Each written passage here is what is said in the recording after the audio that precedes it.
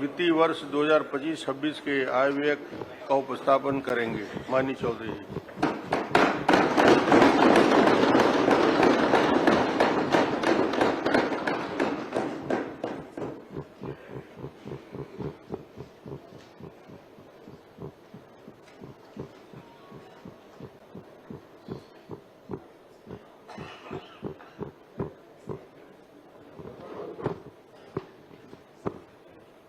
माननीय अध्यक्ष महोदय, सबसे पहले मैं इस बार के इस जो स्पीच है उसके बारे में एक छोटी सी जानकारी आपके माध्यम से सदन को देना चाहता हूं कि हमारे विष्णुदेव साय जी के नेतृत्व में जो सरकार चल रही है उसके दो आयाम है अध्यक्ष महोदय, प्रमुख आयाम। एक अच्छी नीयत और दूसरी कर्मठता। उसी कर्मठता से प्रेरित होकर अध्यक्ष महोदय इस बार का बजट भाषण मैंने खुद अपने हाथ से अपने हैंडराइटिंग से लिखा है और उसी की प्रतिलिपि सभी सम्मानीय सदस्यों को उपलब्ध कराई है मेरी हैंडराइटिंग वाली प्रति। माननीय अध्यक्ष महोदय, हमारे छत्तीसगढ़ के युवा प्रतिभा आशुतोष ने कहा है, कोई जो पूछे शौर्य का पर्याय तो तुम वीर नारायण गुंडाधुर की तलवार लिख देना। कोई जो पूछे शौर्य का पर्याय तो तुम वीर नारायण गुंडाधुर की तलवार लिख देना। कोई जो पूछे समानता का पर्याय तो तुम गुरु घासीदास महान लिख देना। कोई जो पूछे राम राम का पर्याय तो छत्तीसगढ़ी में जय जोहार लिख देना। और कोई जो पूछे चारों धाम का पर्याय तो तुम मेरे छत्तीसगढ़ का नाम लिख देना। अध्यक्ष महोदय, इसी छत्तीसगढ़ की भूमि में आधुनिक भारत के सांस्कृतिक अग्रदूत स्वामी विवेकानंद जी ने कलकत्ता के बाद अपना सर्वाधिक समय व्यतीत किया। इसी छत्तीसगढ़ की भूमि में रामगढ़ की पहाड़ियों में कालिदास जी ने प्रेम के प्रतीक मेघदूत की रचना की थी। इसी छत्तीसगढ़ की भूमि में मुकुटधर पांडे जी ने छायावाद की पहली कविता लिखी थी और माधवराव सप्रे जी ने हिंदी की पहली कहानी लिखी थी। इसी माटी की माता सबरी ने स्नेह और विश्वास निश्चल प्रेम ने तीनों लोक के अधिपति श्री राम को जूठे बेर खाने पर परम तृप्ति का अनुभव करा दिया था। मैं अपने ऐसे छत्तीसगढ़ की माटी को सबसे पहले प्रणाम करता हूं और इस महान छत्तीसगढ़ की 3 करोड़ महान जनता को भी नतमस्तक होकर राम राम करता हूं, जय जोहार करता हूं। अध्यक्ष महोदय, लोकतंत्र की बुनियाद है भरोसा। विश्वास ही लोकतंत्र का शोक स्तंभ है। पिछली सरकार ने लोकतंत्र किसी विश्वास की हत्या की थी, इसी विश्वास को चोट पहुंचाया था। छत्तीसगढ़ में लोकतंत्र के समक्ष उत्पन्न इसी भरोसे के संकट से पार पाकर हमारी सरकार ने मुख्यमंत्री श्री विष्णुदेव साय जी के नेतृत्व में अपने कार्यकाल के पहले साल को विश्वास वर्ष के रूप में स्थापित किया। अपने कार्यकाल के 1 वर्ष पूर्ण होने पर जनादेश पर्व मनाकर जनता के सामने अपना रिपोर्ट कार्ड प्रस्तुत करने की हिम्मत दिखाई। हमारी सरकार की इन्हीं ईमानदार प्रयासों के प्रति छत्तीसगढ़ की जनता जनार्दन ने बार बार आशीर्वाद देकर अपने अटूट विश्वास को जताया है। चाहे वह लोकसभा चुनाव का समय हो, उपचुनाव का अवसर हो या स्थानीय निकाय के चुनाव में एक तरफा मुहर लगाने की बात हो, छत्तीसगढ़ की जनता ने सारे रिकॉर्ड तोड़ दिए। अध्यक्ष महोदय, 10 में से 10 नगर निगमों में एक तरफा जीत दिलाई। ईवीएम का बहाना बनाने वालों को मुहर लगाकर भी इस बार जनता ने जवाब दे दिया। अध्यक्ष, वहीं दूसरी ओर पूरे देश की जनता को भी मैं धन्यवाद देना चाहूंगा जिन्होंने नरेंद्र मोदी जी के प्रभावशाली और सशक्त नेतृत्व को अपना अटूट विश्वास रूपी आशीर्वाद प्रदान किया है। श्री नरेंद्र मोदी जी ने भारतीय राजनीति में बहुप्रचलित एंटी इनकम्बेंसी की अवधारणा को पूरी तरह से धराशायी कर दिया और भारतीय राजनीति और दुनिया के लोकतांत्रिक देशों को एक नया शब्द दिया, वो शब्द है प्रो इनकम्बेंसी का। मोदी जी देश के मात्र दूसरे ऐसे प्रधानमंत्री हैं जो प्रधानमंत्री के रूप में लगातार 3 बार शपथ लिए हैं। 2001 के बाद लगातार 24 वर्षों तक या तो वे राज्य के प्रमुख अर्थात मुख्यमंत्री रहे हैं या राष्ट्र के प्रमुख अर्थात प्रधानमंत्री के पद पर लगातार बने हुए हैं। 24 साल का समय हो गया अध्यक्ष महोदय। इसके अलावा हाल ही में हरियाणा, महाराष्ट्र एवं दिल्ली की सफलताएं मोदी जी के प्रति भारत के विभिन्न क्षेत्रों की जनता द्वारा प्रकट किए गए अटूट विश्वास की कहानी को लगातार दोहरा रहे।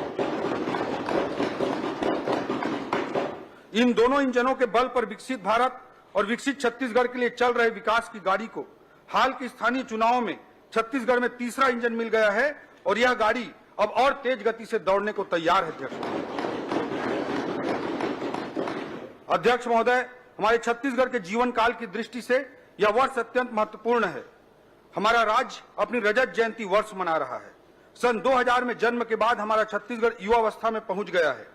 25 वर्ष की आयु किसी व्यक्ति, संस्था या राज्य के जीवन काल में सर्वाधिक ऊर्जा का समय होता है। आज हमारे राज्य के लोगों की औसत आयु भी मात्र 24 वर्ष ही है, जो देश के लोगों की औसत आयु 28 वर्ष से भी बहुत कम है। अध्यक्ष महोदय, इन 25 वर्षों में से 15 वर्ष छत्तीसगढ़ ने आपके नेतृत्व में तीव्र प्रगति की और अब हम मुख्यमंत्री श्री विष्णुदेव साय जी के नेतृत्व में प्रदेश को नई ऊंचाइयों तक ले जाने के लिए लगातार काम कर रहे हैं। अध्यक्ष महोदय, इन 25 वर्षों में हमने बहुत कुछ हासिल किया है। हमारे राज्य का जीडीपी वर्ष 2000 में मात्र 21,000 करोड़ रुपया था, अब हम 5 लाख करोड़ की जीडीपी को पार कर चुके हैं। प्रति व्यक्ति आय 10,000 रुपए से बढ़कर 1.5 लाख के पास पहुंच चुका है। विश्वविद्यालयों की संख्या को हमने 4 से बढ़ाकर 25 तक पहुंचाया है। अध्यक्ष महोदय, हमारे राज्य छत्तीसगढ़ का जब गठन हुआ था अभी मुझे याद आता है कि हमारा एक बैचमेट था। हम लोग उसी समय 12वीं कक्षा पास होकर निकले थे और उस मेरे एक बैचमेट दोस्त की पीएमटी में रैंक 100 के अंदर डबल डिजिट में थी, लेकिन उसे एमबीबीएस की सीट तक नहीं मिल पाई थी। अध्यक्ष महोदय, क्योंकि उस समय पूरे राज्य में एक ही मेडिकल कॉलेज हुआ करता था। हमारी पार्टी की सरकारों के विशेष प्रयासों से अब मेडिकल कॉलेजों की संख्या 14 तक पहुंच चुकी है। अध्यक्ष महोदय, राष्ट्रीय राजमार्गों, राजकीय राजमार्गों और रेल लाइनों की लंबाई को भी हमने इन 25 सालों में डबल किया है। रायपुर में राज्य स्थापना के समय कुल 6 फ्लाइट ही आया करते थे, आज 76 फ्लाइट आते हैं। अध्यक्ष महोदय, उस समय बस्तर सरगुजा में एयरपोर्ट की बात कोई सोच भी नहीं सकता था, लेकिन मोदी जी की उड़ान योजना के कारण यह भी संभव हुआ। प्रदेश में कुल बैंक ब्रांच मार्च 1500 हुआ करते थे, अब ये बढ़कर 6,500 तक पहुंच गया है। 2 लाख शासकीय कर्मचारियों की संख्या को हमने इन 25 सालों में 4 लाख तक पहुंचाया है। मात्र 5 लाख मीट्रिक टन धान की खरीदी होती थी। अध्यक्ष महोदय, जो आज कई गुना बढ़कर 1,50,00,000 मीट्रिक टन के पास पहुंच चुकी है। 7300 मेगावाट बिजली उत्पादन को हम सब ने 18,000 मेगावाट तक पहुंचाने में सफलता पाई है। छत्तीसगढ़ पावर सरप्लस राज्य बना है। सन 2000 में स्थापना के समय हमारी राजधानी रायपुर या पूरे राज्य में एक भी राष्ट्रीय स्तर का संस्थान नहीं था। अध्यक्ष महोदय, आज संभवतः हमारा रायपुर ऐसा एकमात्र राजधानी शहर है जहां आईएम भी है, एम्स भी है, एनआईटी भी है, IIIT भी है, प्लास्टिक इंजीनियरिंग का इंस्टीट्यूट सीपेड भी है और नेशनल लॉ यूनिवर्सिटी HNLU भी है। अध्यक्ष महोदय, एक और राष्ट्रीय स्तर का संस्थान आज की इस बजट में और जुड़ने जा रहा है, जिसका जिक्र मैं आगे की पंक्तियों में करूंगा। अध्यक्ष महोदय, छत्तीसगढ़ की यह प्रगति गाथा एक ओर मुझे हर्षित करती है, वहीं दूसरी ओर छत्तीसगढ़ के विकास और बेहतर भविष्य की ललक मुझे संतुष्ट होने नहीं देती, बल्कि और ऊर्जा से कार्य करने के लिए प्रेरित करती है। अध्यक्ष महोदय, देश के यशस्वी प्रधानमंत्री श्री नरेंद्र मोदी जी ने कहा है, किसी भी राष्ट्र के जीवन काल में एक पड़ाव आता है जब राष्ट्र अपनी विकास यात्रा में तेजी से प्रगति कर सकता है, और भारत के लिए यह वह समय चल रहा है, अमृत काल चल रहा है, जो भारत के इतिहास का यह कालखंड ऐसा कालखंड है जब देश एक लंबी छलांग लगाने जा रहा है। मोदी जी के इस शब्दों में पुनः कहूं तो यही समय है, सही समय है। माननीय प्रधानमंत्री जी ने देश की स्वतंत्रता के अमृत काल 2047 तक देश को विकसित राष्ट्र बनाने का जो महत्वाकांक्षी लक्ष्य रखा है, उसकी पूर्ति के लिए आवश्यक है कि छत्तीसगढ़ भी राष्ट्र निर्माण की इस पहल में बराबर का योगदान देकर माननीय प्रधानमंत्री जी की परिकल्पना को सार्थक करे। यह हमारे छत्तीसगढ़ के 3 करोड़ जनता के लिए भी उतना ही जरूरी है कि देश की विकास प्रक्रिया में कदम ताल करते हुए हम आगे बढ़ सकें।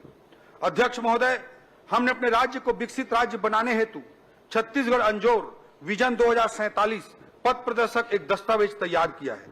यह विजन डॉक्यूमेंट कोई कोरा सपना नहीं है, बल्कि छत्तीसगढ़ के जनता के महत्वाकांक्षाओं, आशाओं और समृद्धि को साकार करने के जीवन सफर की मार्गदर्शिका है। अध्यक्ष महोदय, यह केवल सरकारी तरीके से बनाया गया कोई सरकारी दस्तावेज मात्र नहीं है। हमने राज्य के सभी वर्गों से विचार विमर्श कर इसको मूर्त रूप प्रदान किया है, क्योंकि हम जानते हैं कि विकसित छत्तीसगढ़ का स्वरूप केवल सरकार तय न करे, बल्कि यह जन भावनाओं से प्रेरित हो, यह हमारी मान्यता है। अध्यक्ष महोदय, हमारे विजन डॉक्यूमेंट में अल्पकालिक, मध्यकालिक और दीर्घकालिक लक्ष्य उनको प्राप्त करने की रणनीति शामिल है। हमारी सरकार प्रत्येक बजट भी विजन डॉक्यूमेंट के अनुरूप ही उठा करके एक एक कदम के रूप में प्रस्तुत करेगी। पिछले सत्र में प्रस्तुत बजट से ज्ञान के रूप में समावेशी विकास की जो नींव हमारे द्वारा रखी गई थी, आज का बजट उसी विकास श्रृंखला का अगला पड़ाव है। हमने पिछले बजट में ज्ञान तथा गरीब, युवा, अन्नदाता किसान और नारी को केंद्र बिंदु बनाकर योजनाओं का न केवल निर्माण किया, अपितु मुख्यमंत्री विष्णुदेव साय जी के नेतृत्व में पिछले पूरे 1 साल इन योजनाओं को जनता तक साय साय पहुंचाया भी है। अध्यक्ष महोदय, इस बजट के शुरुआत में मैं ज्ञान अर्थात अंत्योदय या समावेशी विकास को सुनिश्चित करने के लिए आवश्यक रणनीति गति का जिक्र करना चाहूंगा। अध्यक्ष महोदय, पिछले बार हमने ज्ञान को केंद्र बिंदु बनाया था। ज्ञान अर्थात गरीब, युवा, अन्नदाता और नारी, इनको अगर हमको आगे बढ़ाना है, इनका अगर हमको उत्थान करना है, तो गति आवश्यक है। अध्यक्ष महोदय, उसे आगे बढ़ाने के लिए, ज्ञान को आगे बढ़ाने के लिए गति की रणनीति आवश्यक है। गति में जी का अर्थ है गुड गवर्नेंस, ए का अर्थ है एक्सिलरेटिंग इंफ्रास्ट्रक्चर, टी का अर्थ है टेक्नोलॉजी और आई का अर्थ है इंडस्ट्रियल ग्रोथ। अध्यक्ष महोदय, गति न केवल ज्ञान के कल्याण के लिए अनिवार्य है, बल्कि हमारे 2030 तक के मध्यकालिक लक्ष्य और 2047 तक के विकसित छत्तीसगढ़ के दीर्घकालिक लक्ष्य को भी प्राप्त करने के लिए जरूरी है। मैं गति के इन्हीं 4 बिंदुओं का इस बजट की दृष्टिकोण से उल्लेख करना चाहूंगा, वर्णन करना चाहूंगा। अध्यक्ष महोदय, सुशासन से तीव्र आर्थिक विकास को पिछले बजट में मैंने 10 आधारभूत रणनीतिक स्तंभों के रूप में रखा था। माननीय श्री विष्णुदेव साय जी के नेतृत्व में हमने सुशासन एवं अभिसरण विभाग का गठन किया है, ताकि हम प्रधानमंत्री जी के सुशासन के सूत्र वाक्य मैक्सिमम गवर्नेंस, मिनिमम गवर्नमेंट की ओर अग्रसर हो सके। एक नए विभाग के रूप में इसे स्थापित करने वाला छत्तीसगढ़ संभवतः देश का पहला राज्य है। अध्यक्ष महोदय, लाल फीताशाही को खत्म करने के लिए हम ई ऑफिस प्रणाली अपना रहे हैं, ताकि ऑनलाइन तरीके से समय पर फाइलों का निपटारा हो, विलंब की जिम्मेदारी तय हो, भ्रष्टाचार की आशंका को भी कम किया जा सके। सरकारी सुविधाओं और योजनाओं की आसान और सुनिश्चित डिलीवरी के लिए हम डिजिटल गवर्नेंस का उपयोग कर रहे हैं।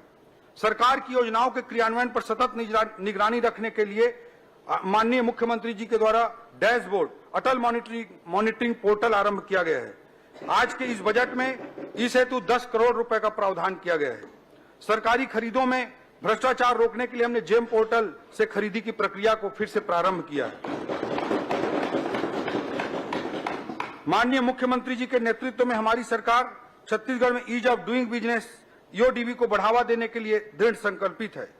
हमारे द्वारा प्रथम चरण में 20 विभागों के कुल 216 सुधारों को लागू करने का लक्ष्य रखा गया है। इस पूरी मुहिम, जिसे ब्रैप कहते हैं अध्यक्ष महोदय, बिजनेस रिफॉर्म एक्शन प्लान, का मूल उद्देश्य व्यवस्था में पारदर्शिता लाना तथा नियमों में सरलीकरण करके प्रक्रियाओं को आसान बनाना है। स्टाम्प और पंजीयन विभाग द्वारा सूचना प्रौद्योगिकी का बेहतर उपयोग करते हुए आम जनता को सुविधा प्रदान करने के लिए अनेक कदम उठाए जा रहे हैं। सुगम ऐप के माध्यम से फर्जी रजिस्ट्री को रोकने में मदद मिल रही है। अनेक प्रक्रियाओं को पेपरलेस और फेसलेस भी किया जा रहा है। पंजीयन के 20 मैदानी कार्यालयों को आदर्श उप पंजीयक कार्यालय बनाने के लिए इस बजट में 20 करोड़ का प्रावधान किया गया है। पासपोर्ट ऑफिस की तर्ज पर जमीन रजिस्ट्री हेतु भी लोगों के लिए आसान व्यवस्था स्थापित की जाएगी। हक त्याग एवं बंटवारा में लगने वाले लाखों रुपए के शुल्क के स्थान पर अब मात्र 500 रुपए का प्रावधान कर दिया गया है। इससे भविष्य में उत्पन्न होने वाले लाखों राजस्व विवादों को रोका जा सकेगा। सरकारी विभागों की कार्यकुशलता बढ़ाने, डेटा प्रबंधन को सशक्त बनाने और डिजिटल नवाचार को प्रोत्साहित करने के लिए राज्य के उच्च तकनीकी शिक्षण संस्थानों के साथ मिलकर सीएम सुशासन फेलोशिप आरंभ करने का भी इस बजट में प्रावधान किया गया है। इसके लिए इस बजट में 10 करोड़ रुपए का प्रावधान किया गया। अध्यक्ष महोदय, यह संभवतः पूरे देश में इस तरह का पहला प्रयास है कि आईएम और IIIT के साथ मिलकर ऑन द जॉब ट्रेनिंग शामिल करते हुए दक्ष मानव संसाधन तैयार किए जाएंगे। इससे हमारे छत्तीसगढ़ के युवाओं को उच्च स्तरीय जॉब के अवसर प्राप्त हो सकेंगे।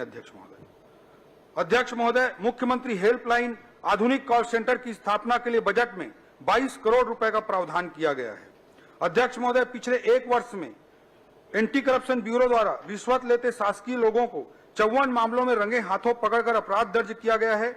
यह इस सरकार की भ्रष्टाचार के खिलाफ स्पष्ट और दृढ़ राजनीतिक इच्छा शक्ति को दर्शाता है। अध्यक्ष महोदय, हमारी सरकार की स्पष्ट सोच है कि किसी भी वस्तु या सेवा की आपूर्ति पश्चात यह सुनिश्चित हो कि क्रय की गई वस्तु या सेवा उच्च गुणवत्ता की हो तथा ठेकेदार, सप्लायर या सेवा प्रदाता को एक निश्चित समय सीमा में उनका भुगतान भी हो जाए। भुगतान के लिए उन्हें ऑफिसों के चक्कर न काटना पड़े। इससे सरकारी कामों में गुणवत्ता भी आएगी और भ्रष्टाचार भी कम होगा। अध्यक्ष महोदय, लोक सेवकों द्वारा उत्कृष्ट कार्य करने पर पीएम एक्सीलेंसी अवार्ड की तर्ज पर प्रदेश में भी एक अवार्ड स्थापित किया जा रहा है। इसके लिए इस बजट में 1 करोड़ रुपए का बजटीय प्रावधान किया गया है और पीएम एक्सीलेंसी अवार्ड की तरह राज्य में सीएम एक्सीलेंसी अवार्ड आने वाले समय में प्रदान किए जाएंगे। अध्यक्ष महोदय, भारत सरकार की SCA अर्थात स्पेशल कैपिटल असिस्टेंस योजना अंतर्गत राज्य द्वारा किए जा रहे सुधारों, जो रिफॉर्म्स हैं, उनको हम केंद्र के अनुसार कर रहे हैं। जैसे भू अभिलेखों का डिजिटलीकरण, 15 वर्ष से अधिक पुराने शासकीय वाहनों की स्क्रैपिंग, औद्योगिक क्षेत्रों में भू उपयोग का उदारीकरण, पंजीयन प्रक्रिया का डिजिटाइजेशन, SNA स्पर्श व्यवस्था, ऐसे रिफॉर्म्स को हमने लागू किया है। और इन रिफॉर्म्स को लागू करने के एवज में भारत सरकार ने इस वर्ष इंसेंटिव के रूप में, पुरस्कार स्वरूप हमारी छत्तीसगढ़ सरकार को 6000 करोड़ रुपए से अधिक की राशि प्रदान की है। अध्यक्ष महोदय, पिछली सरकार में DMF भ्रष्टाचार का पर्याय बन गया था। माननीय मुख्यमंत्री जी के नेतृत्व में हमने दंतेवाड़ा में मेडिकल कॉलेज का निर्माण 250 करोड़ रुपए से अधिक की लागत से DMF से करने का निर्णय लिया है। अध्यक्ष महोदय, DMF के सदुपयोग के ऐसे अनेकों उदाहरण हम आने वाले वर्षों में और स्थापित करेंगे। आने वाले समय में DMF अंतर्गत किए गए कार्यों का सोशल ऑडिट भी सुनिश्चित किया जाएगा। अध्यक्ष महोदय, सुधारों का यह प्रारंभ है और यही सुधार हैं जिनके पायदान पर चढ़कर छत्तीसगढ़ अमृत काल के लक्ष्यों को प्राप्त करने के लिए तेजी से आगे बढ़ेगा। अध्यक्ष महोदय, गति के दूसरे बिंदु एक्सेलरेटिंग इंफ्रास्ट्रक्चर, अधोसंरचना को बढ़ावा देना, उस बिंदु पर मैं आना चाहता हूं। अध्यक्ष महोदय, अधिकाधिक पूंजीगत व्यय, मैक्सिमम कैपिटल एक्सपेंडिचर को भी मैंने अपने पिछले बजट में 10 में से एक आधार स्तंभ के रूप में उल्लेख किया था।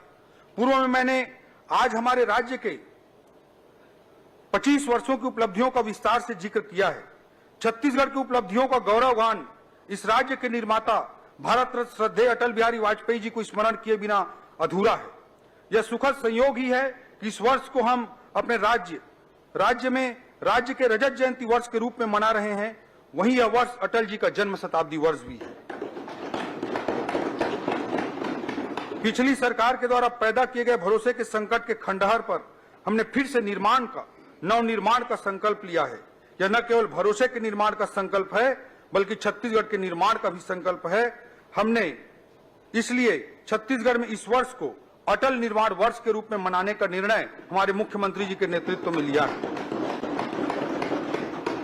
यह निर्माण इंफ्रा का निर्माण तो होगा ही, इस निर्माण का आशय सभी क्षेत्रों में नए अवसरों का भी नवनिर्माण है। अध्यक्ष महोदय, हमारी सरकार के पहले बजट में हमने पूंजीगत व्यय के लिए 22,300 करोड़ रुपए का प्रावधान किया था। इस क्रम को आगे बढ़ाते हुए इस बजट में रिकॉर्ड पूंजीगत व्यय के लिए 18% की रिकॉर्ड वृद्धि हमने की है और अब पूंजीगत व्यय 26,341 करोड़ रुपए का प्रावधान इस बजट में किया गया। यह कुल बजट का 16% हिस्सा है और पिछले वर्ष की तुलना में 18% अधिक है। पूंजीगत व्यय किसी भी अर्थव्यवस्था की रीढ़ होती है और शास्त्रियों का मानना है कि 1 रुपए के पूंजीगत व्यय से अर्थव्यवस्था में दीर्घकालिक रूप से 4 रुपए से अधिक का आर्थिक प्रभाव पड़ता है। पूंजीगत व्यय में वृद्धि के प्रयासों के फलस्वरूप भारत सरकार ने SCA में जो हमको राशि दी है, केवल कैपिटल एक्सपेंडिचर में वृद्धि के कारण भारत सरकार ने इंसेंटिव के रूप में छत्तीसगढ़ को 1051 करोड़ रुपए प्रोत्साहन स्वरूप प्रदान किए हैं। अध्यक्ष महोदय, मैं बताना चाहूंगा कि विगत कई वर्षों से सब इंजीनियरों की भर्ती नहीं होने के कारण सभी निर्माण विभागों जैसे पीडब्ल्यूडी, पीएचई, जल संसाधन आदि में इंजीनियरों की भारी कमी है। विगत एक वर्ष में हमने 600 से अधिक इंजीनियरों की भर्ती की वित्तीय अनुमति दी है ताकि इन विभागों में पर्याप्त मानव संसाधन उपलब्ध हों एवं अधिकाधिक पूंजीगत व्यय करके आर्थिक विकास को छत्तीसगढ़ में गति दी जा सके। हमारी सरकार ने सड़कों के सुदृढ़ नेटवर्क बनाने के लिए रोड प्लान 2030 तैयार किया है, जिसका मुख्य उद्देश्य राजधानी से जिला, जिला से जिला, जिला से विकास खंड एवं विकास खंड से विकास खंड स्तर तक चौड़ी और उन्नत सड़कों का जाल बिछाना है।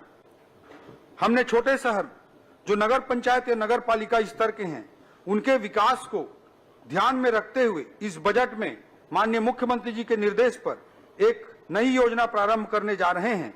उस योजना का नाम होगा मुख्यमंत्री रिंग रोड योजना। ये नया योजना प्रारंभ होने जा रहा है। इसके लिए इस बजट में प्रारंभिक तौर पर 100 करोड़ रुपए का प्रावधान किया गया है। अध्यक्ष महोदय, राज्य के पीडब्ल्यूडी अर्थात लोक निर्माण विभाग के लिए इस बजट में लगभग 9,500 करोड़ रुपए का प्रावधान किया गया है, जो पिछली बार की तुलना में 20% अधिक है। राज्य बनने के बाद पहली बार एक वित्तीय वर्ष में नई सड़कों के निर्माण के लिए इस बार 2,000 करोड़ रुपए का प्रावधान किया गया। अध्यक्ष महोदय, राज्य में पहली बार राष्ट्रीय राजमार्गों के रखरखाव जैसी व्यवस्था राज्य मार्गों एवं मुख्य जिला मार्गों पर भी लागू करने के लिए उन्नत व्यवस्था ओपीआरएमसी योजना अंतर्गत 20 करोड़ रुपए का प्रावधान इस बजट में किया गया है। अध्यक्ष महोदय, डबल इंजन सरकार केवल एक नारा नहीं है बल्कि प्रभावशील वास्तविकता है। प्रमाण स्वरूप मैं बताना चाहूंगा कि भारत सरकार ने राज्य में राष्ट्रीय राजमार्गों के निर्माण के लिए पिछले केवल एक वर्ष में लगभग 20,000 करोड़ रुपए के सड़कों की कार्य की स्वीकृति प्रदान की है। अध्यक्ष महोदय, राज्य के ग्रामीण क्षेत्रों में पक्की 12 सड़कों के निर्माण के लिए पीएमजीएसवाई अंतर्गत 845 करोड़, विशेष पिछड़ी जनजाति वाले बसाहटों को पक्की सड़क से जोड़ने के लिए प्रधानमंत्री जनमन योजना अंतर्गत 500 करोड़ तथा मुख्यमंत्री ग्राम सड़क योजना एमएमजीएसवाई अंतर्गत 119 करोड़ रुपए का प्रावधान किया गया। अध्यक्ष,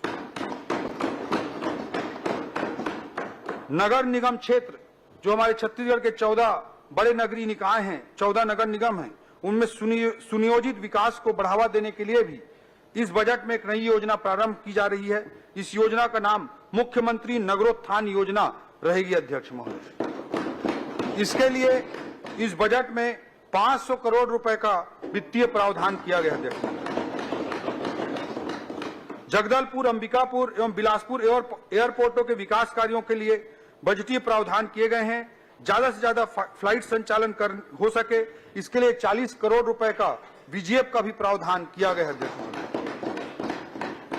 माननीय प्रधानमंत्री जी के नदियों को जोड़ने की महत्वाकांक्षी लक्ष्य को भी हम पूरा करने के लिए मुख्यमंत्री जी के नेतृत्व में आगे बढ़ रहे हैं। अध्यक्ष महोदय, महानदी एवं इंद्रावती नदी को जोड़ने के लिए और केवई नदी और हसदेव नदी को आपस में जोड़ने के लिए सर्वे कार्य कराने के लिए भी इस बजट में प्रावधान किया गया है।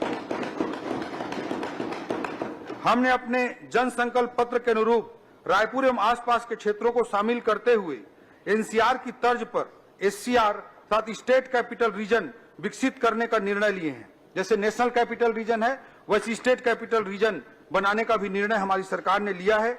इसके लिए बजट में स्टेट कैपिटल रीजन के कार्यालय की स्थापना के लिए भी बजट का प्रावधान कर दिया गया है।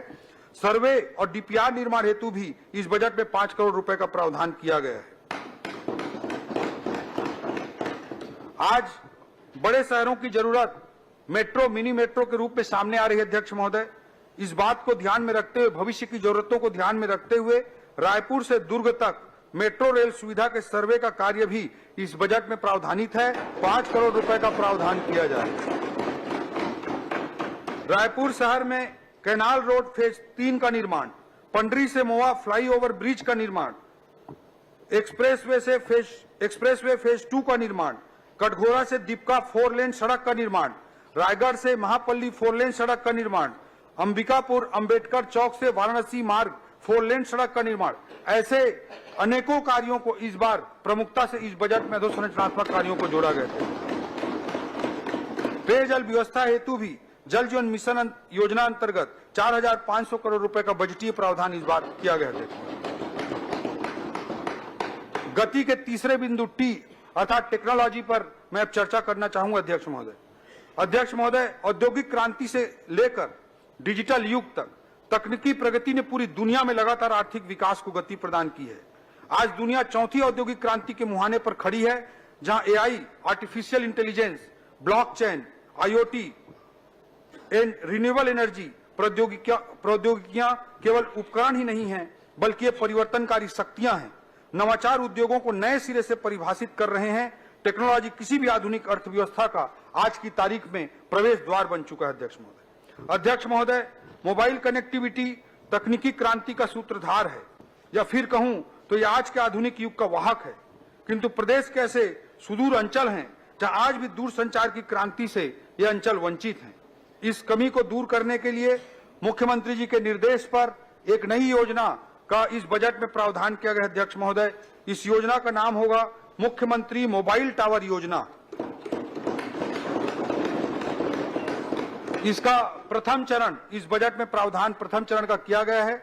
इससे जो मोबाइल कनेक्टिविटी नहीं हो रही है, ऐसे गांवों को मोबाइल कनेक्टिविटी से जोड़ने का काम वीजीएफ के माध्यम से किया जाएगा, जिससे ऐसे क्षेत्रों में टेलीकॉम सेवा प्रदाताओं को मोबाइल टावर लगाने के लिए वीजीएफ के माध्यम से प्रोत्साहित करेंगे। इसके लिए इस बजट में प्रावधान किया गया। अध्यक्ष महोदय, स्टेट डेटा सेंटर की स्थापना के लिए 40 करोड़, स्वान के संचालन के लिए 18 करोड़, डिजिटल गवर्नेंस के लिए 9 करोड़ का भी प्रावधान किया गया है। आईटी के माध्यम से न्यायिक व्यवस्था को सुदृढ़ करने के लिए न्यायालयों के कंप्यूटरीकरण के लिए 37 करोड़ का प्रावधान किया गया है। डिजिटल क्रॉप सर्वे के लिए 40 करोड़ का प्रावधान किया गया है। ई धरती योजना के अंतर्गत भू अभिलेखों के डिजिटलीकरण के लिए 48 करोड़ रुपए का प्रावधान किया गया है। वित्तीय टेक्नोलॉजी आधारित वित्तीय प्रबंधन के लिए इफमिस की व्यवस्था को लागू करने के लिए 45 करोड़ और आबकारी विभाग में centralised command and control system को स्थापित करने के लिए 3 करोड़ रुपए का प्रावधान किया गया है। जिला स्तर पर तकनीक का प्रयोग करते हुए जीडीपी का मूल्यांकन करने के लिए स्टैटिस्टिकल एनालिसिस सिस्टम की स्थापना हेतु 7 करोड़ रुपए का प्रावधान किया गया है। यह दुर्भाग्यजनक है अध्यक्ष महोदय कि अब तक जिलों का पृथक से जीडीपी की गणना नहीं की जाती थी। अब विभिन्न जिलों के जीडीपी की गणना की जा सकेगी एवं जिलावार विकास रणनीति भारत सरकार की तरह एस्पिरेशनल डिस्ट्रिक्ट आकांक्षी जिलों की तरह हम योजना बनाकर रणनीतिबद्ध ढंग से काम कर सकेंगे। नवाचारों को प्रोत्साहित करने तथा प्रशासन में इमर्जिंग टेक्नोलॉजी के उपयोग को बढ़ावा देने के लिए भी बजट में अलग से 5 करोड़ रुपए का प्रावधान किया गया। अध्यक्ष महोदय, गति के चौथे बिंदु इंडस्ट्रियल ग्रोथ पर मैं आता हूं। अध्यक्ष महोदय, हमारे राज्य की आबादी की औसत आयु को देखते हुए एवं राज्य में ज्यादा से ज्यादा रोजगार सृजन करने के लिए राज्य की नई औद्योगिक नीति को माननीय मुख्यमंत्री जी की मंशा अनुरूप निवेश आधारित न बनाकर रोजगार सृजन पर केंद्रित बनाया गया। अध्यक्ष महोदय, इसे सर्वसमावेशी बनाते हुए समाज के कमजोर वर्ग, महिला, नक्सल पीड़ित, नक्सल समर्पित और अग्निवीर जैसे विशेष समुदायों के लिए विशेष प्रावधान किए गए हैं। अध्यक्ष महोदय, निवेशकों को राज्य में आकर्षित और प्रोत्साहित करने के लिए हाल ही में मुख्यमंत्री जी के नेतृत्व में दिल्ली और मुंबई में इन्वेस्टर्स कनेक्ट कार्यक्रम आयोजित किए गए, जिसमें देश के बड़े उद्योगपतियों ने विभिन्न क्षेत्रों जैसे प्लास्टिक, टेक्सटाइल, खाद्य प्रसंस्करण, सीमेंट, आईटी आदि में निवेश की इच्छा जताई है। आज हमारी नई औद्योगिक नीति का नतीजा है कि सेमीकंडक्टर, रिन्यूएबल एनर्जी जैसे क्षेत्रों में भी निवेश के लिए कंपनियां छत्तीसगढ़ में आ रही हैं। नवा रायपुर में फार्मास्यूटिकल पार्क तथा जांजगीर चांपा में स्मार्ट इंडस्ट्रियल पार्क का प्रावधान इसी वर्ष 195 करोड़ रुपए के लागत से किया गया है। नई औद्योगिक नीति को आकर्षक बनाने एवं इसके सफल क्रियान्वयन के लिए पूंजी अनुदान 700 करोड़ रुपया, ब्याज अनुदान 200 करोड़ रुपया और प्रतिपूर्ति अनुदान 100 करोड़ रुपया प्रावधान किया गया है। यह पिछले वर्षों के बजट की तुलना में लगभग 3 गुना अधिक है। अध्यक्ष महोदय, खाद्य प्रसंस्करण के क्षेत्र में छत्तीसगढ़ में असीम संभावनाएं हैं, अतः फूड पार्कों की स्थापना हेतु 17 करोड़, प्रधानमंत्री सूक्ष्म खाद्य उद्योग उन्नयन योजना हेतु 46 करोड़, इसके साथ ही नए औद्योगिक क्षेत्रों की स्थापना हेतु 23 करोड़ का इस बजट में प्रावधान किया गया है। विगत वर्षों में उद्योगों को अनुदान मिलने वाली राशि समय पर न मिल पाने के कारण व्यवसायियों को व्यवहारिक परेशानियों का सामना करना पड़ता था। अध्यक्ष महोदय, मैं अवगत कराना चाहूंगा कि पूर्व वर्ष के लगभग 700 करोड़ रुपए के दायित्वों को हमारी सरकार ने इस वर्ष भुगतान करने का बीड़ा उठाया और ये 700 करोड़ रुपए का भुगतान किया है। अध्यक्ष महोदय, उद्योगों को बढ़ावा देना हमारी सर्वोच्च प्राथमिकता है। इसका सबसे बड़ा परिचायक है कि हमने उद्योग विभाग के बजट को पिछले वर्ष की तुलना में इस वर्ष दोगुने से भी अधिक करते हुए 1420 करोड़ रुपए का प्रावधान किया है। हमारी सरकार ने पर्यटन को भी उद्योग का दर्जा दिया है। हमारी मंशा है कि प्रदेश में मैन्युफैक्चरिंग के साथ साथ सर्विस सेक्टर में भी तेजी से ग्रोथ हो और हमारे राज्य के कोर उद्योगों के साथ साथ अन्य नए क्षेत्र जैसे pharmaceutical, textile, semiconductor, data centre जैसे क्षेत्रों में ज्यादा से ज्यादा रोजगार के संभावनाएं निर्मित हों।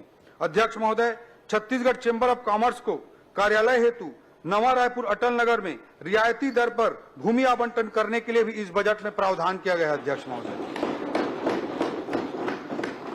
जिला उद्योग कार्यालय राजनांदगांव, जगदलपुर, कोंडागांव, बालोद, महासमुंद और बिलासपुर में भवनों के निर्माण का भी इस बजट में प्रावधान किया गया है। अध्यक्ष महोदय, अब मैं इस वित्तीय वर्ष में जो आर्थिक स्थिति है उसके कुछ डाटा प्रस्तुत करना चाहूंगा। वर्ष 2024-25 के आर्थिक सर्वेक्षण के अनुसार स्थिर दर पर हमारे राज्य के जीएसडीपी सकल घरेलू उत्पाद में 7.51% की वृद्धि अनुमानित है। अध्यक्ष महोदय, इसी अवधि में देश के जीडीपी में 6.4% की वृद्धि अनुमानित है। देश का राष्ट्रीय औसत का वृद्धि 6.4% का है और हमारे राज्य का 7.51% का वृद्धि हो रही है। यह स्पष्ट रूप से दर्शाता है कि हमारा राज्य अधिक प्रभावशाली और उत्कृष्ट प्रदर्शन करते हुए अधिक तीव्रता से आगे बढ़ रहा है। प्रचलित दर पर राज्य का जीएसडीपी 2023-24 में 5,12,000 करोड़ अनुमानित था, जो वर्ष 2024-25 में बढ़कर 5,67,880 करोड़ रुपए अनुमानित है। इसमें लगभग 11% की वृद्धि अनुमानित है। वर्ष 2025-26 में भी 12% की वृद्धि के साथ राज्य का जीएसडीपी 6,35,918 करोड़ रुपए तक पहुंचने का आकलन किया गया। अध्यक्ष महोदय, विभिन्न क्षेत्रों में हमारे राज्य का प्रदर्शन सराहनीय रहा है। वर्ष 2024-25 में स्थिर भाव पर कृषि क्षेत्र में हमारे राज्य का विकास दर 5.38% है, जबकि देश की औसत 3.76% है। औद्योगिक क्षेत्र में राष्ट्रीय वृद्धि की औसत 6.22% है, जबकि हमारे राज्य में 6.92% है।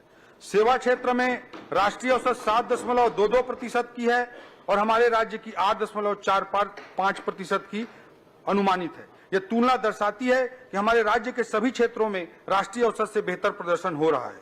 वर्ष 2023-24 में प्रति व्यक्ति आय 1,62,000 रुपए संभावित है, जो गत वर्ष की तुलना में 9.37% अधिक है। हमारे राज्य की प्रति व्यक्ति आय में भी वृद्धि राष्ट्रीय औसत वृद्धि से ज्यादा तेजी से हो रही है।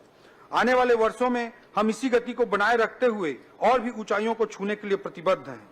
अध्यक्ष महोदय, मैं अब अलग अलग क्षेत्रों के बजटीय प्रावधानों के बारे में जिक्र करना चाहूंगा।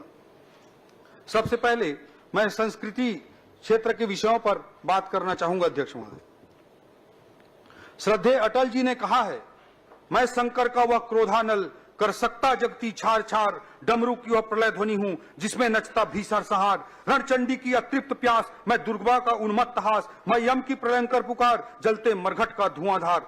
फिर अंतरतम की ज्वाला से जगती में आग लगा दूं मैं, यदि धधक उठे जल थल अंबर, जड़ चेतन तो कैसा विस्मय। हिंदू तन मन, हिंदू जीवन, रग रग हिंदू मेरा परिचय।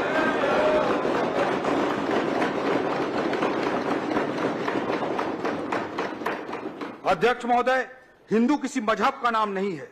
माननीय सर्वोच्च न्यायालय ने भी कहा है कि यह एक जीवन पद्धति का नाम है, जीने का एक तरीका है।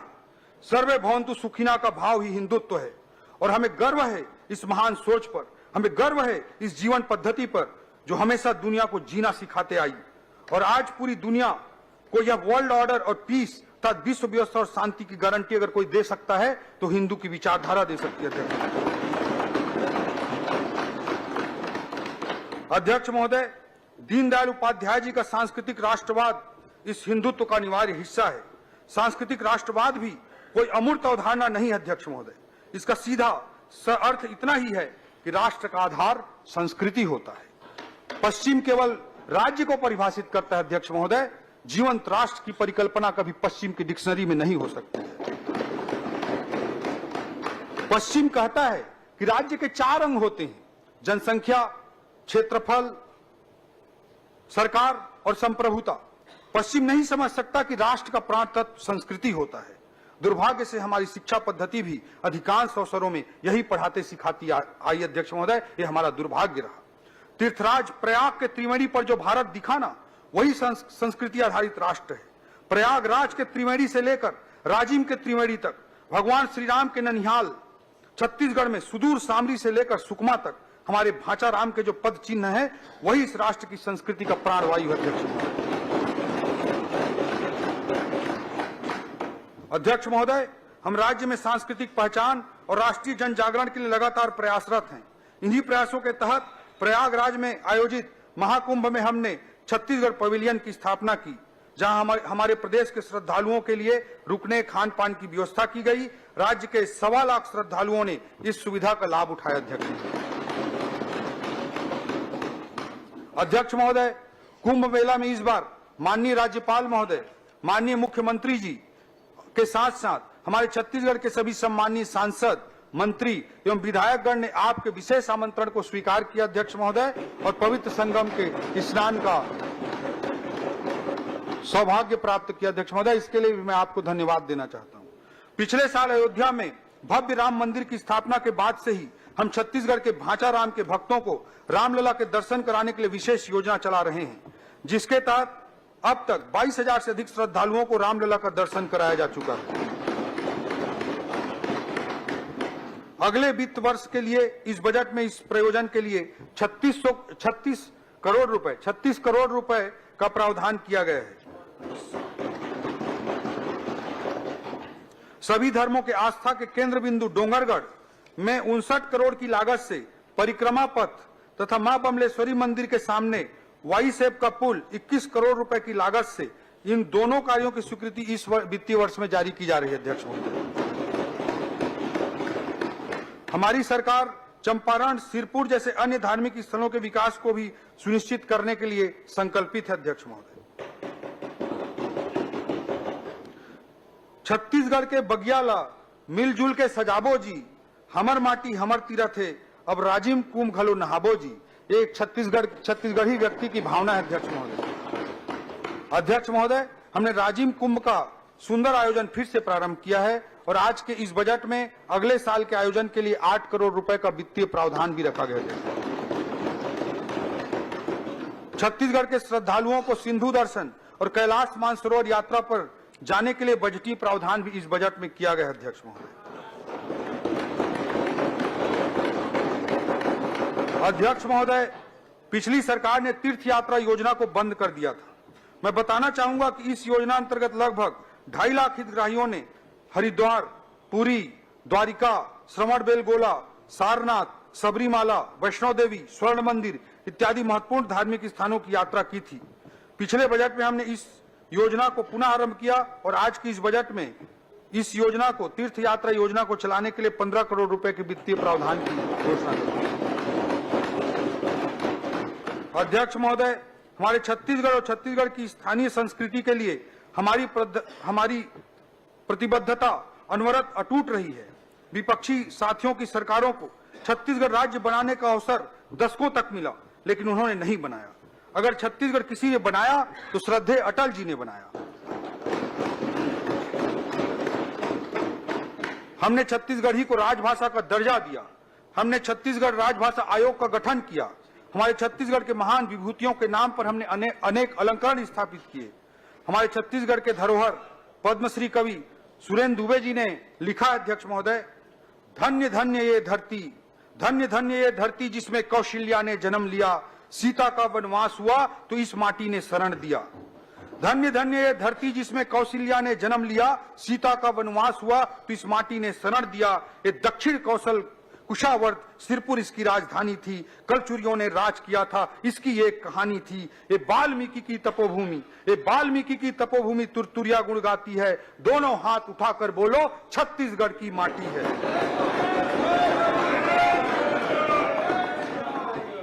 अध्यक्ष महोदय, हमारी सरकार स्थानीय आदिवासी संस्कृति को संजोकर रखने के लिए विशेष संग्रहालय की स्थापना कर रही है, जिसमें राज्य के जनजातीय समुदायों की सांस्कृतिक विविधता के आर्टिफैक्ट्स को 14 गैलरियों में संजोया जाएगा। इसके साथ साथ शहीद बी नारायण सिंह आदिवासी स्वतंत्रता संग्राम सेनानी संग्रहालय के निर्माण को भी स्वीकृति प्रदान किया गया है। इसमें राज्य सरकार द्वारा 11 करोड़ रुपए की राशि लगाई जाएगी। हमारा प्रयास है यह दोनों संग्रहालय इस वर्ष प्रारंभ हो जाएं। इसके अलावा अनुसूचित जनजातियों के श्रद्धा एवं पूजा स्थलों के अखड़ा विकास के परिरक्षण एवं संवर्धन हेतु बजट में 2 करोड़ 50 लाख रुपए का प्रावधान किया गया है। जनजाति गौरव दिवस, कर्मा महोत्सव, इनका आयोजन किया जाएगा। इसके लिए बृहद बजटीय प्रावधान इस बजट में किए गए हैं। स्थानीय कलाकारों को प्रोत्साहन हेतु अनेक बजटीय प्रावधान है। पर्यटन विभाग द्वारा नवा रायपुर में फिल्म सिटी का निर्माण किया जा रहा है। इससे भी स्थानीय फिल्म और संस्कृति को बढ़ावा मिलेगा। छत्तीसगढ़ की इतिहास, पुरातत्व और संस्कृति से दुनिया को रूबरू कराने के लिए निर्माणाधीन विधानसभा में एक कला दीर्घ का भी विकास किया जा रहा है। इसके लिए मैं आपको विशेष रूप से धन्यवाद देता हूं। जनजातीय समुदायों के आस्था के केंद्र देवगुड़ी के मरम्मत एवं विकास एवं संस्कृति के परिरक्षण एवं विकास हेतु 11 करोड़ 50 लाख रुपए का प्रावधान इस बजट में किया गया है। अध्यक्ष महोदय, इसके बाद मैं युवा एवं उनके रोजगार के बारे में इस बजट में चर्चा करना चाहूंगा। अध्यक्ष महोदय, नेल्सन मंडेला जी ने कहा था, youth is the engine of progress, अर्थात किसी राष्ट्र को विकासशील से विकसित और महान बनाने का सफर युवा शक्ति के योगदान के बिना संभव नहीं है। अभी हाल ही में जर्मन चांसलर ने अपनी भारत यात्रा के दौरान माननीय प्रधानमंत्री मोदी जी के समक्ष इस बात की घोषणा की थी कि जर्मनी में भारत के कुशल वर्क फोर्स के लिए वीजा जारी करने की सीमा 20,000 से बढ़ाकर लगभग 1 लाख कर दी जाएगी। विश्व पटल पर भारत की उभरती युवा शक्ति का यह सबसे बड़ा प्रमाण है। अध्यक्ष महोदय, विकसित देशों की आबादी तेजी से बूढ़ी हो रही है। आज जापान की औसत आयु 50 वर्ष, जर्मनी की औसत आयु 47 वर्ष, चीन की औसत आयु 40 वर्ष, अमेरिका की औसत आयु 39 वर्ष है। वहीं दूसरी ओर भारत की औसत आयु मात्र 28 वर्ष है। और अगर मैं छत्तीसगढ़ के औसत आयु की बात करूं तो यह देश की औसत आयु 28 वर्ष से भी कम 24 वर्ष ही है। डेमोग्राफिक डिविडेंड प्राप्त करने का हमारे राज्य के लिए सबसे अनुकूल समय है। अध्यक्ष महोदय, जैसा कि मैंने पूर्व में बताया कि हमने अपने औद्योगिक नीति को निवेश आधारित न बनाकर रोजगार सृजन पर आधारित बनाया है। जो छूट दी जाएगी, जो सब्सिडी दी जाएगी, उसका आधार निवेश की सीमा नहीं होगी, बल्कि अधिकाधिक रोजगार सृजन के क्राइटेरिया पर यह छूट और सब्सिडी प्रदान की जाएगी। तो सही मायने में हमारे सरकार के राज्य की युवा शक्ति के प्रति आस्था का हमारी सोच का प्रतीक है। युवाओं के प्रासंगिक कौशल विकास के लिए मुख्यमंत्री कौशल विकास योजना अंतर्गत 26 करोड़ रुपए का बजटीय प्रावधान इस बजट में किया गया है। अध्यक्ष महोदय, पिछले 25 सालों में रायपुर में निर्मित हुए राष्ट्रीय संस्थानों का मैंने जिक्र किया। एक नए राष्ट्रीय संस्थान की स्थापना की घोषणा इस बजट में और की जा रही है, जो रायपुर के और पूरे छत्तीसगढ़ के माथे पर एक और तिलक होगा। हमारा छत्तीसगढ़ कला कौशल जैसे बेल मेटल आर्ट, कोसा, टेराकोटा, बैम्बू आर्ट इत्यादि से परिपूर्ण है, किंतु आज आधुनिकता के दौर में इन्हें प्रासंगिक बनाना है। हमारे द्वारा नवा रायपुर में NIFT national institute of fashion technology की स्थापना का निर्णय लिया गया है, जिससे इन कलाकृतियों को नया आधुनिक तरीके से वैश्विक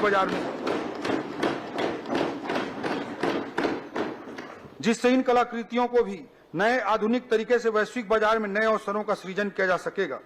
इससे हमारी युवाओं को उभरते अर्थव्यवस्था के अनुरूप गुणवत्तापूर्ण रोजगार के अवसर प्राप्त होंगे। निफ्ट के स्थापना के लिए इस बजट में 50 करोड़ रुपए का प्रावधान किया गया। अध्यक्ष महोदय, राज्य, राष्ट्रीय और अंतर्राष्ट्रीय स्तर पर अर्थव्यवस्था में नित्य नए अवसर सृजित हो रहे हैं और नर्सिंग एक ऐसा ही क्षेत्र है। कोई युवा बहन अगर नर्सिंग का कोर्स कर लेती है तो उसे आसानी से रोजगार मिल सकता है। रोजगार की असीम संभावनाएं हैं। देश की आजादी के बाद से लेकर आज तक हमारे छत्तीसगढ़ में आज तक कुल 8 शासकीय नर्सिंग कॉलेज स्थापित हुए थे। नर्सिंग क्षेत्र की संभावनाओं को ध्यान में रखते हुए हमारे मुख्यमंत्री जी के निर्देश पर इस बार इसी बजट में 12 अतिरिक्त नर्सिंग कॉलेज की स्थापना का निर्णय लिया गया है। अब नर्सिंग कॉलेजों की संख्या हमारे छत्तीसगढ़ में 8 से बढ़कर 20 हो जाएगी। अध्यक्ष महोदय, ये 12 नर्सिंग कॉलेज जो स्थापित हो रहे हैं उनमें बलरामपुर में स्थापित हो रहा है, दंतेवाड़ा में स्थापित हो रहा है, जांजगीर चांपा जिले में स्थापित होगा, बीजापुर, कुरुद, जसपुर, नवा रायपुर, बैकुंठपुर, पुसौर, कांकेर, कोरबा और महासमुंद में ये स्थापित किए जाएंगे। इसके लिए 34 करोड़ रुपए का बजटीय प्रावधान किया गया है। ऐसा ही क्षेत्र फिजियोथेरेपी का क्षेत्र भी नया क्षेत्र के रूप में उभर रहा है। अध्यक्ष महोदय, छत्तीसगढ़ राज्य की स्थापना या हम कहें आजादी के बाद से आज तक छत्तीसगढ़ में सरकारी केवल एक फिजियोथेरेपी कॉलेज स्थापित है। इस बजट में एक साथ 6 नए फिजियोथेरेपी कॉलेज की स्थापना का निर्णय आदरणीय मुख्यमंत्री जी के निर्देश पर हमने लिया है। ये 6 फिजियोथेरेपी कॉलेज स्थापित किए जाएंगे बिलासपुर में, दुर्ग में, जगदलपुर में, जसपुर में, रायगढ़ में और मनेन्द्रगढ़ में। अध्यक्ष महोदय, इस योजना के क्रियान्वयन के लिए 6 करोड़ रुपए का बजटीय प्रावधान किया गया। अध्यक्ष महोदय, प्रदेश के औद्योगिक प्रशिक्षण संस्थान, आईटीआई एवं पॉलिटेक्निक कॉलेजों के कोर्स उनकी वर्तमान जरूरतों के अनुरूप नहीं बन पाए। रोजगार उन्मुखी प्रशिक्षण प्रदान करने के लिए इन संस्थानों के अपग्रेडेशन की आवश्यकता है। इसके लिए इस बजट में आईटीआई और पॉलिटेक्निक कॉलेजों को वर्तमान जरूरतों के अनुरूप बनाने के लिए 100 करोड़ रुपए का प्रावधान किया गया है। कुस्तुरा तहसील दुलदुला जिला जसपुर में नई आईटीआई के लिए बजटीय प्रावधान किया गया है। आज अर्थव्यवस्था में सर्विस सेक्टर में रोजगार के बहुत ज्यादा अवसर विद्यमान हैं और पर्यटन क्षेत्र ऐसा ही एक क्षेत्र है। बस्तर जिले के कांगेर घाटी नेशनल पार्क में स्थित धुड़माराज गांव को यूनाइटेड नेशंस के वर्ल्ड टूरिज्म ऑर्गेनाइजेशन के द्वारा बेस्ट टूरिज्म विलेज के रूप में चयनित किया गया है। जसपुर के मधेश्वर पहाड़ को golden book of world record द्वारा विश्व का सबसे बड़ा प्राकृतिक शिवलिंग माना गया है। इन उपलब्धियों से प्रेरित होकर एवं रोजगार की असीम संभावनाओं को देखते हुए मुख्यमंत्री जी के निर्देश पर इस बजट में होम स्टे पॉलिसी के लिए भी बजटीय प्रावधान किया गया है, जिसका विशेष फोकस बस्तर और सरगुजा क्षेत्र होगा। इसके लिए बजट में 5 करोड़ रुपए का प्रावधान किया गया है। इस पॉलिसी का विशेष फोकस बस्तर और सरगुजा क्षेत्र होगा। अध्यक्ष महोदय, SSIP student startup innovation policy के तहत छत्तीसगढ़ की युवाओं की रचनात्मकता, नवाचार और उद्यमिता को सशक्त बनाने एवं सतत विकास को बढ़ावा देने के लिए 5 करोड़ रुपए का बजटीय प्रावधान किया गया है। ये सारे प्रयास इसी उद्देश्य के साथ किए जा रहे हैं कि हम अपनी युवाओं को शासकीय नौकरी के साथ साथ उभरती हुई अर्थव्यवस्था में निर्मित हो रहे रोजगार के नए विकल्पों के लिए तैयार कर सकें। ये हमारी रणनीति है। अध्यक्ष महोदय, हमारे आदरणीय मुख्यमंत्री जी के मार्गदर्शन में 20 विभागों में पिछले 1 वर्ष में 10,000 से अधिक भर्तियों की स्वीकृति वर्तमान वित्तीय वर्ष में दी गई है।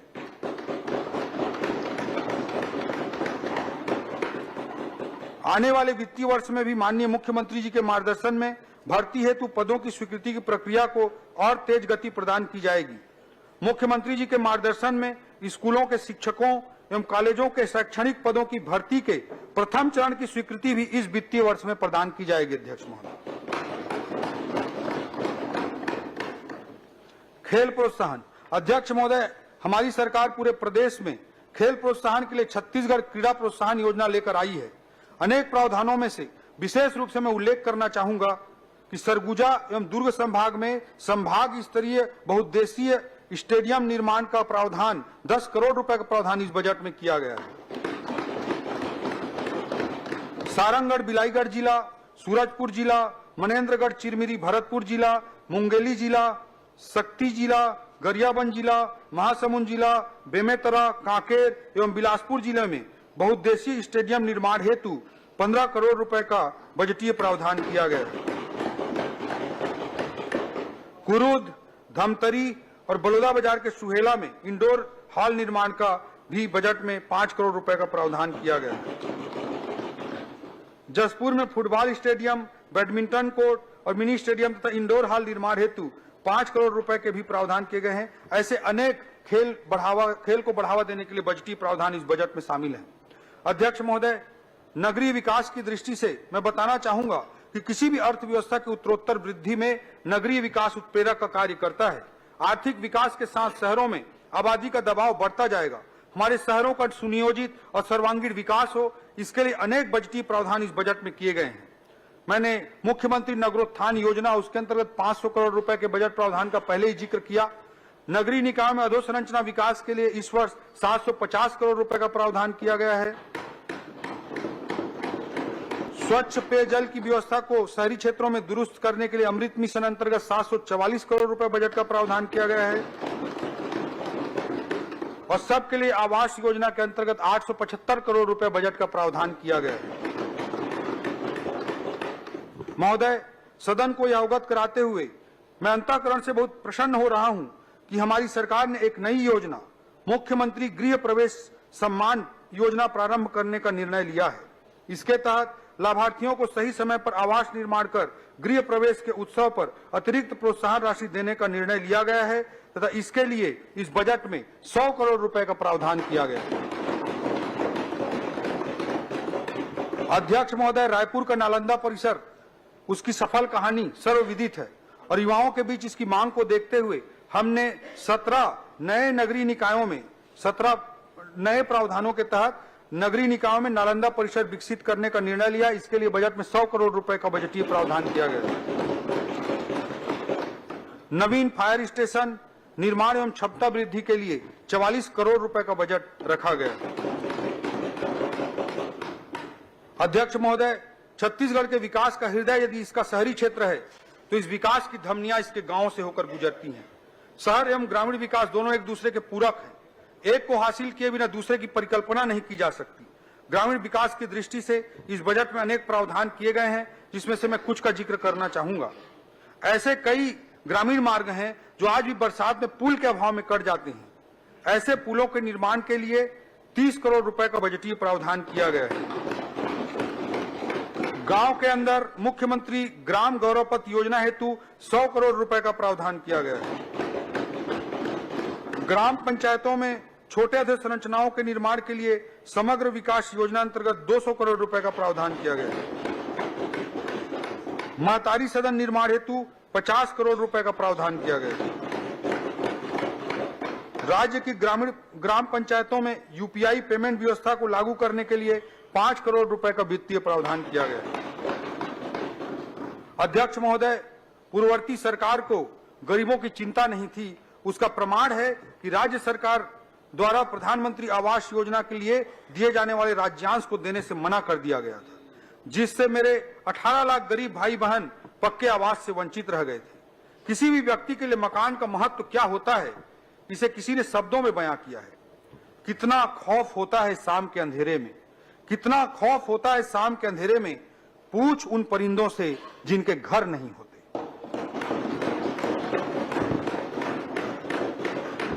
अध्यक्ष महोदय, हमने अपनी पहली कैबिनेट में मोदी की गारंटी के अंतर्गत महत्वपूर्ण बिंदु को पूरा करने के लिए 18 लाख प्रधानमंत्री आवास निर्माण को पूरा करने का संकल्प लिया है।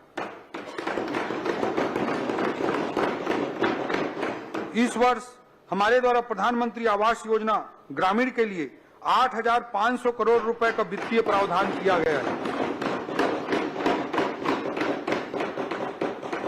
विशेष पिछड़ी जनजाति समूहों पीवीटीजीज के आवास निर्माण के लिए विशेष प्रावधान करते हुए 300 करोड़ रुपए की व्यवस्था की गई है। महोदय, यह बताते हुए मुझे हर्ष हो रहा है कि प्रधानमंत्री आवास के क्राइटेरिया में और सरलीकरण अब होने जा रहा है। जिसके पास 2 पहिया वाहन है, जिसके पास 2.5 एकड़ तक सिंचित जमीन है, 5 एकड़ तक असिंचित भूमि है या जिनकी आय 15,000 रुपए प्रति माह है, उनको भी अब प्रधानमंत्री आवास योजना ग्रामीण का लाभ मिलेगा।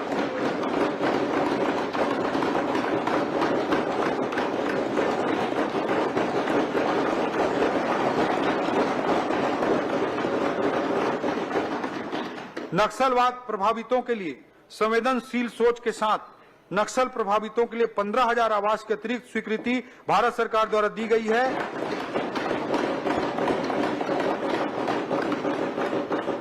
जो डबल इंजन सरकार का परिचायक है। प्रधानमंत्री श्री मोदी जी की प्रेरणा से राज्य में स्वच्छ भारत मिशन के गांवों में अत्यंत सराहनीय कार्य हुआ है। अतः इसी गति को बनाए रखने के लिए इस वर्ष हमने 200 करोड़ रुपए का बजटीय प्रावधान किया है। नवा रायपुर अटल नगर। अध्यक्ष महोदय, आजाद भारत में जब कभी भी शहरी विकास का इतिहास लिखा जाएगा तो इसमें मुझे तनिक भी संदेह नहीं है कि नवा रायपुर एक स्वर्णिम अध्याय के रूप में वर्णन किया जाएगा। नवा रायपुर छत्तीसगढ़ की अर्थव्यवस्था का ग्रोथ इंजन का पर्याय बनने जा रहा है और निश्चित तौर पर आने वाले समय में विकास के राष्ट्रीय मानचित्र पर छत्तीसगढ़ को नवा रायपुर मजबूती से स्थापित करेगा। आज नवा रायपुर में RBI, Union Bank, Indian Overseas Bank, PNB, Bank of India, NTPC, इन सब के क्षेत्रीय कार्यालय स्थापित हो चुके हैं। बालको कैंसर अस्पताल, सत्यसाई अस्पताल जैसे अनेक संस्थान भी नए कीर्तिमान स्थापित करके लोगों की सेवा कर रहे हैं। आज नवा रायपुर में EMC, electronic manufacturing cluster, IT क्षेत्र में भी यह एक बड़ा केंद्र बनकर उभर रहा है। आज यहां पर सेमीकंडक्टर, डेटा सेंटर जैसे क्षेत्रों के से संबंधित उद्योग भी आ रहे हैं। वेडिंग डेस्टिनेशन के रूप में भी नवा रायपुर ने पहचान बनाई है, जिसके कारण होटल इंडस्ट्री के लिए भी यह एक आकर्षक केंद्र बनकर उभर रहा है। नवा रायपुर में राष्ट्रीय एवं अंतर्राष्ट्रीय स्तर की मेडिकल सुविधा प्रदान करने के लिए 100 एकड़ में मेडिसिटी विकसित करने की योजना बनाई गई है। इसके अलावा लगभग 100 एकड़ क्षेत्र में नवा रायपुर में एजुसिटी विकसित करने के लिए भी बजटीय प्रावधान किया गया है। नवा रायपुर के गोल्फ कोर्स में नेशनल गोल्फ टूर्नामेंट का आयोजन भी हाल ही में संपन्न हो पाया। यहां पर देश का तीसरा सबसे बड़ा इंटरनेशनल क्रिकेट स्टेडियम हमारे द्वारा बनाया गया है। नवा रायपुर के बढ़ते विकास को देखते हुए integrated command and control centre ICCC के उन्नयन, संचालन एवं संधारण हेतु इस बजट में 40 करोड़ रुपए का प्रावधान किया गया है। विकसित भारत का आइकॉनिक डेस्टिनेशन निर्माण के लिए 20 करोड़ रुपए का इस बजट में प्रावधान किया गया है। नवा रायपुर में ई बस सेवाओं के लिए 10 करोड़, सीवरेज ट्रीटमेंट प्लांट के लिए 20 करोड़, साइंस सिटी की स्थापना के लिए 37 करोड़ और नई लाइब्रेरी बनाने के लिए 20 करोड़ रुपए का प्रावधान किया गया है। Plug and play office space विकसित किए जाने के लिए 156 करोड़ की लागत से कॉमर्शियल ऑफिस कॉम्प्लेक्स के निर्माण हेतु प्रावधान है। हमने सीबीडी कॉमर्शियल टावर में 2000 आईटी रोजगार प्रदान करने के लिए टेली परफॉर्मेंस, स्क्वायर बिजनेस और सीएसएम जैसी कंपनियों के साथ एमओयू कर लिया है। इस वर्ष में ही 700 से अधिक लोगों को रोजगार ऑलरेडी मिल चुका है। नवा रायपुर में बसाने की दृष्टिकोण से, लोगों की सुविधा की दृष्टिकोण से एसडीएम कार्यालय और नवीन तहसील कार्यालय के लिए भी इस बजट में प्रावधान किया गया है।